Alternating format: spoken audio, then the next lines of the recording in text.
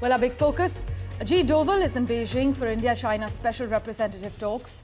Now, he is expected to raise pending issues related to the line of actual control during a meeting with the Chinese foreign minister there. But for further clarity on the matter, we're joined by Brahma Chellaney, strategic affairs expert at the moment. Thank you so much, sir, for making time for us. We know the disengagement agreement that was signed back in October has been hailed as a breakthrough. But, sir, do you see any challenges on the radar that could undermine this agreement as Mr. Ajit Doval touches down and ahead of his meeting with the Chinese foreign minister? Despite the positive developments that we have seen since Prime Minister Modi met with President Xi Jinping on October 24th, the border situation along the Himalayas remains abnormal. Even now, they are up to 120,000 Chinese troops deployed all along the India frontier from Ladakh to Arunachal Pradesh. So in other words, Indian soldiers forward deployed against China are going through their fifth brutal Himalayan winter. So the eyeball-to-eyeball confrontation in Depsang and in Demchok in Ladakh may have ended, but the larger military standoff between India and China still continues. And the task of the two special representatives, when they meet today, is to end this abnormal situation along the Indo-Tibetan frontier. So as far as our Prime Minister and President Xi Jinping's meeting is concerned in Kazan, how significant do you think that bilateral meeting was in changing the trajectory of this relationship? And do you think it paved the way for a more cooperative future, or would you argue that it was merely symbolic? It was a breakthrough. It represented a climb down by President Xi Jinping. After all, there could be no progress toward diffusing the border standoff if China retained its hardline position.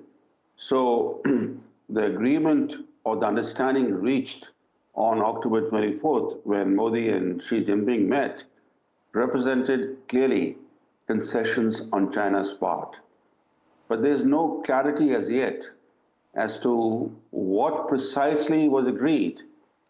In any case, the meeting between the two special representatives today is to flesh out that understanding reached on October 24th. Right. The loose ends have to be tied up, and the standoff between rival troops that persists now, that standoff has to finally end. And that means de-induction of forces, because to return to the normal situation that prevailed before 2020, it would mean that China would have to pull back the large numbers of forces that it deploys in combat-ready positions against India. Right. Well, in the past also, sir, both India and China have relied on military confidence-building measures to manage tensions. But how feasible would you say it is to implement such measures in the current climate, especially with rising nationalism, as well as strategic competition in both countries? Some background is very important. India and China had a series of border management and border peace agreements. These were binding agreements between two sovereign nations.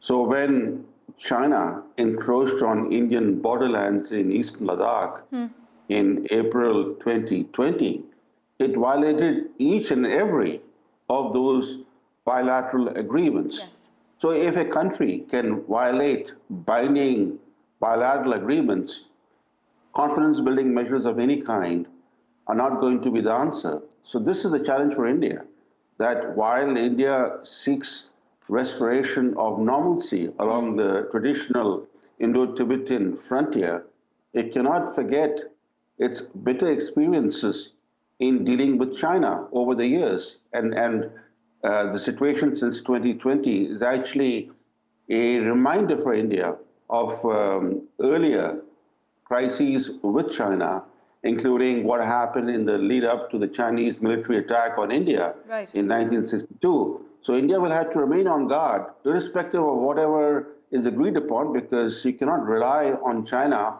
honoring its word.